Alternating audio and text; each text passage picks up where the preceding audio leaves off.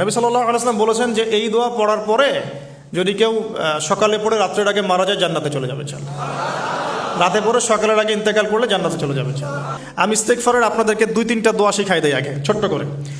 1 number, যারা একটু পড়াশোনা করেন মাশাআল্লাহ তারা এইটা পড়বেন, সাইয়্যিদুল ইস্তেগফার। সাইয়্যিদুল ইস্তেগফার আমার সাথে বলবেন, আল্লাহুম্মা আনতা রাব্বি লা ইলাহা ইল্লা আনতা খালাকতানি আনা আবদুক ওয়া আনা আলা আহদিক ওয়া ওয়া'দিকা মাস্তাতা'ত আউযু বিকা মিন শাররি মা সানা'ত আবুউ লাক বিনি'মাতিকা আলাই ওয়া আবুউ বিযানবি ফাগফিরলি ফাইন্নাহু লা ইয়াগফিরু যুনুবা ইল্লা আনতা।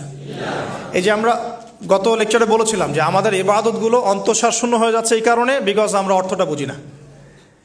এই যে দোয়াটা আপনি করলেন, নবী সাল্লাল্লাহু আলাইহি ওয়াসাল্লাম বলেছেন যে এই দোয়া পড়ার পরে যদি কেউ সকালে পড়ে রাত্রের আগে মারা যায় জান্নাতে চলে যাবে ইনশাআল্লাহ। রাতে পড়ে সকালের আগে ইন্তেকাল করলে জান্নাতে চলে যাবে ইনশাআল্লাহ। তো কি পড়লাম? আল্লাহ পাক বলছেন, নবী সাল্লাল্লাহু আলাইহি ওয়াসাল্লাম বলছেন, আল্লাহুম্মা হে আল্লাহ আনতা রাব্বি, আল্লাহ তুমি আমার রব, খালাকতানি তুমি আমাকে সৃষ্টি করেছো, আনা আবদুক আমি তোমার বান্দা, ওয়া আনা আলা আহদিকা আমি তোমার সাথে যে অঙ্গীকার করেছি এর উপরে আছি, মাস্তাতা'তু থাকার চেষ্টা করছি, আমি সাধ্যমতো থাকার চেষ্টা করছি, আবুউ লাকা বিনি'মাতিকা আলাই আমার উপরে আমার যে উপরে তুমি যে নিয়ামত দিয়েছো আল্লাহ এগুলো আমি স্বীকার করছি। হে আল্লাহ তুমি আমার উপর যত নিয়ামত দিয়েছো আমি স্বীকার করছি, ওয়া আবুউ বিযানবি আমার যত গুনাহ আল্লাহ সব স্বীকার করছি। এইভাবে যদি বান্দা আল্লাহর কাছে দোয়া করে আল্লাহ মাফ করবেন না? সুবহানাল্লাহ। ফাগফিরলি আল্লাহ আপনি আমাকে মাফ করুন, ফাইন্নাহু লা ইয়াগফিরু যুনুবা ইল্লা আনতা কারণ আপনি ছাড়া যুনুব কেউ ক্ষমা করতে পারেন। ব্যাস এইভাবে বুঝে বুঝে এটা যদি না পড়েন অ্যাটলিস্ট এতটুকু, আস্তাগফিরুল্লাহাল্লাযী লা ইলাহা ইল্লা হুয়াল হাইয়ুল কাইয়্যুম ওয়া আতুবু ইলাইহি, এইটুকু। আর এটাও যদি না পড়েন, না পড়াটা একটু লজ্জার যদিও বা, তাও যদি না পড়েন তাহলে বলবেন আস্তাগফিরুল্লাহ ওয়া আতুবু ইলাইহি, আস্তাগফিরুল্লাহ ওয়া আতুবু ইলাইহি। আসুন তাহলে আমরা কাজগুলো পেয়ে গেলাম। এখন আসুন আমরা কেন রোজা রাখছি। নবী করিম সাল্লাল্লাহু আলাইহি ওয়াসাল্লাম এখানে উদ্দেশ্যটা বলছেন, এই দিনে কি করা হয়েছে? মুসা আলাইহিস সালাম এবং তার কওমকে নাজাত দেওয়া হয়েছে, ফেরাউন তার কওমকে ডুবিয়ে দেওয়া হয়েছে। এই তো এই রোজার সাথে কিন্তু হুসাইন রাদিয়াল্লাহু আনহুর কারবালার শাহাদাতের কোনো সম্পর্ক নাই। এটা একটা আকীদা পরিষ্কার করে নেবেন।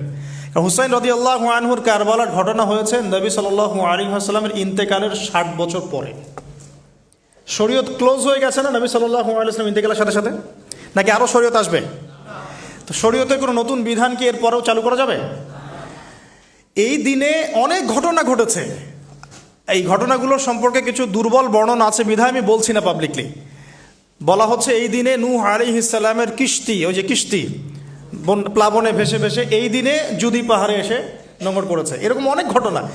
এই দিনে মুসা আলাইহিস সালামকে নাজাত দেওয়া হয়েছে, এই দিনে ফেরাউনকে ডুবিয়ে দেওয়া হয়েছে, এরকম অনেক ঘটনা আছে। কিন্তু এই দিনে রোজা রাখার উদ্দেশ্য হচ্ছে এই নাজাতে মুসা। এইটা হুসাইন রাদিয়াল্লাহু আনহুর শাহাদাতের কষ্টে রাখছি না আমরা, ওইটা আমাদের জন্য আরেকটা জায়গা।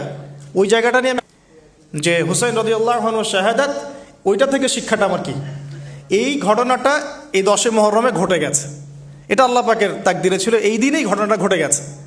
এই ঘটনা ঘটার আগেই নবী সাল্লাল্লাহু আলাইহি ওয়াসাল্লাম রোজা রাখতেন, এমন না যে এই ঘটনা ঘটার পরে সাহাবীরা রোজা রাখা শুরু করেছেন, ব্যাপারটা কি তাই না? মূল জিনিসটা বুঝি, তারপর হুসাইন রাদিয়াল্লাহু আনহুর শাহাদাতের দিকে যাবো ইনশাআল্লাহ। আমরা দোয়া করি আল্লাহ পাক আমাদের সবাইকে হুসাইন রাদিয়াল্লাহু আনহুর মতো সাহস, কারেজ দান করুন, তাদের মতো বীরত্বপূর্ণ ঈমান দান করুন, এবং জুলুমের বিরুদ্ধে তার মতো দাঁড়িয়ে যাওয়ার মানসিকতা দান করুন।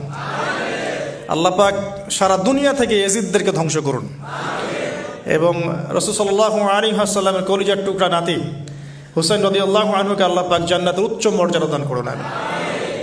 তো এখানে দেখুন মুসা আলাইহিস সালামের নাজাতের সাথে আশুরার ঘটনা জড়িত।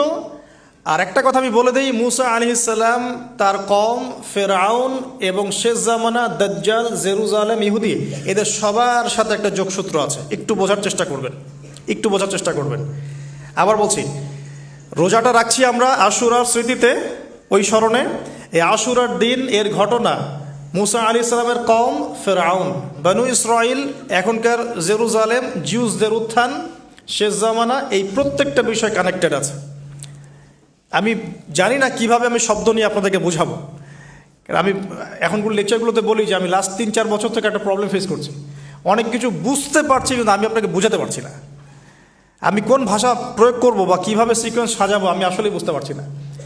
বিশ্বাস করেন, এগুলো শুধু বাইরের কথা বললাম, ভিতরে এমন অনেক কথা আছে যার 30 থেকে 40% আমি বলতে পারছি, বাকি 60% কথা আমি বলতে পারছি না।